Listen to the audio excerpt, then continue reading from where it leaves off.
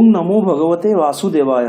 महाभारत कथा की 27वें अध्याय में आपका स्वागत करता हूँ। युद्ध का 11वां दिन। कौरव सकट व्यूह, पांडव क्रौंच व्यूह। भीष्म पतन के बाद कर्ण दुर्योधन के आनंद के साथ युद्ध के मैदान में प्रवेश किया। उसने कर्ण के सुझाव के अनुसार द्रोण को कौरव सेना का सेनापति बनाया। दुर्योधन युधिष्ठिर को जीवित पकड़ना चाहता था। युद्ध में युधिष्ठिर को मारना केवल पांडवों को और अधिक नाराज करेगा, जबकि उन्हें बंधक के रूप में पकड़ना राजनीतिक रूप से उपयोगी होगा। द्रोण ने इस उद्देश्य के लिए 11वें दिन अपनी युद्ध योजना तैयार की।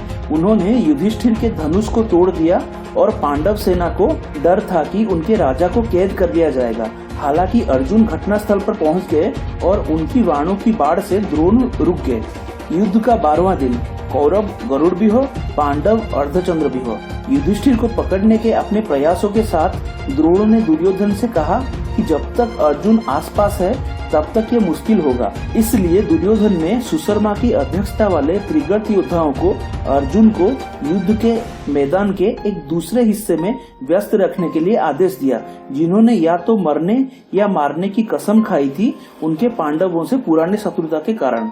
हालांकि अर्जुन दोपहर से पहले उन्हें हराने में कामयाब रहे और फिर प्रागज्योतिषीय साम्राज्य आधुनिक भारत के आसाम राज्य के शासक भगदत्त का सामना किया, जो पांडव सैनिकों के बीच कहर ढा रहे थे, जिन्होंने भीम, अभिमन्यु और सात्यकी जैसे महान योद्धाओं को हराया था। भगदत्त ने अर्जुन के साथ अपने विशाल हाथी पर सवार होकर मुकाबला किया, जिसका नाम सुप्रतीक था। अर्जुन और भगदत्त ने एक भयंकर द्वंद्व युद्ध किया। भगदत्त ने अर्जुन पर शक्तिशाली वैष्णवास्त्र चलाया, पर विष्णु के स्वरूप कृष्ण उस अस्त्र के सामने खड़े हो गए और वो अस्त्र एक फूल की माला बनकर उनके गले में पड़ गया। आखिरकार अर्जुन अपने प्रतिद्वंदी भगदत्त को हराने और मारने में सफल रहे। द्रोण ने युधिष्ठिर को पकड़ने के अपने प्रयासों को जारी रखा। हालांकि उस दिन उनके हमलों को उपपांडव प्रतिविंध्य ने रद्द कर दिया। सात्यकी कर्ण को हराते हैं, पर दुर्योधन, जयद्रथ और द्रोण उसे बचा लेते हैं। युद्ध का 13वां दिन। कौरव चक्रव्यूह। पांडवों की तरफ से कोई व्यूह रचा नहीं गया था, क्योंकि अर्जुन दूर थे।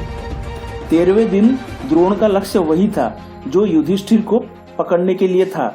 पांडवों के बीच केवल अर्जुन और कृष्ण ही जानते थे कि इस गठन को कैसे भेदना है, और उन्हें ऐसा करने से रोकने के लिए सुशर्मा के नेतृत्व वाले समसप्तकों ने अर्जुन को फिर से चुनौती दी और उन्हें पूरे दिन युद्ध के मैदान के एक दूरस्थ हिस्से में व्यस्त रखा। हालांकि अर्जुन ने हजारों समसप्तकों को मार डाला, लेकिन वो उन सभी को मारने में सफल नहीं रहे। युद्ध के मैदान के दूसरी तरफ शेष 4 पांडव और उनके सहयोगी द्रोण के चक्र निर्माण को तोड़ने में असमर्थ थे। अभिमन्यु चक्रव्यूह की कला के बारे में जानता था, ऐसा युधिष्ठिर से कहकर युद्ध शुरू करने के लिए आज्ञा मांगता है, लेकिन उसे ये नहीं पता था कि चक्रव्यूह से कैसे बाहर निकलना है। इसलिए पांडव नायकों ने उसे किसी भी संभावित खतरे से बचाने के लिए उसका पीछा किया। जैसे ही अभिमन्यु ने व्यूह में प्रवेश किया, जयद्रथ ने पांडव योद्धाओं को रोक दिया। उसने भगवान शिव से प्राप्त एक वरदान के कारण पूरे पांडव सेना को अकेले ही रोक दिया और भीम और सात्यकी को भी हराया। चक्रव्यूह के अंदर अभिमन्यु ने हजारों योद्धाओं को मौत की नींद सुला दिया।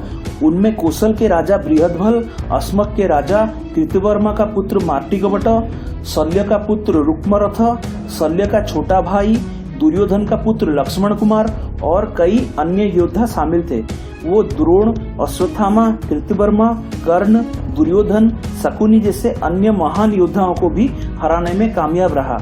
अपनी सेना के पूर्ण विनाश की संभावना का सामना करते हुए कौरव योद्धाओं ने अभिमन्यु को अपनी सेना को नुकसान पहुंचाने से रोकने के लिए रणनीति तैयार किया। द्रोण के निर्देश अनुसार 6 योद्धाओं ने मिलकर अभिमन्यु पर हमला किया। योद्धाओं में द्रोण स्वयं, कर्ण और कृतवर्मा भी शामिल थे और उसका रथ तोड़ दिया। फिर भी वो जमीन पर खड़े खड़े लड़ता रहा। उसने उन सभी का मुकाबला किया और उन सभी को अकेले ही हरा दिया। कर्ण ने अभिमन्यु के धनुष को नष्ट कर दिया। अभिमन्यु ने अन्य हथियारों जैसे तलवार, गदा आदि से लड़ाई फिर से शुरू की। उसने कर्ण के सभी अन्य भाइयों, दुशासन के छोटे बेटे और अन्य प्रमुख योद्धाओं को भी मार डाला। उसने एक गदा को उठाया, अश्वत्थामा के रथ को मार गिराया, जिससे अश्वत्थामा भाग खड़ा हुआ। शकुनी के एक भाई और कई सैनिकों और हाथियों को भी मार गिराया। उसके हथियार अश्वत्थामा, कर्ण और द्रोण द्वारा काट दिए गए। अभिमन्यु मोटे तौर पर घायल हो गया था, लेकिन उसने एक पहिया का उपयोग करके योद्धाओं का मुकाबला किया। का ऐसा पराक्रम और विनाशकारी रूप को देखकर दुर्योधन, दुशासन, कर्ण, भूरिश्रवा, अश्वत्थामा, वृषसेन, दुर्जय, शकुनी सहित कई योद्धाओं ने उसे चारों ओर से घेर लिया और एक साथ उस पर भिन्न भिन्न हथियारों से हमला किया और अंत में निहत्था करके उसे मार डाला। उसकी मौत के बाद उन सब ने उसकी चारों तरफ मिलकर भयानक नृत्य किया।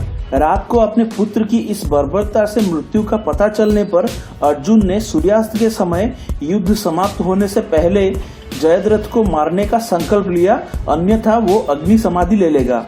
अर्जुन के इस संकल्प के बारे में सुनकर जयद्रथ सिंधु देश वापस जाना चाहता था, लेकिन शकुनी के चाल के अनुसार दुर्योधन ने जयद्रथ को अपने शिविर में छिपा दिया, क्योंकि यदि अर्जुन जयद्रथ को मारने में नाकाम रहे तो उन्होंने खुद को आग में फेंकने की कसम खाई थी, जिससे कौरवों के लिए युद्ध जीतना आसान हो जाएगा। जय श्री कृष्ण।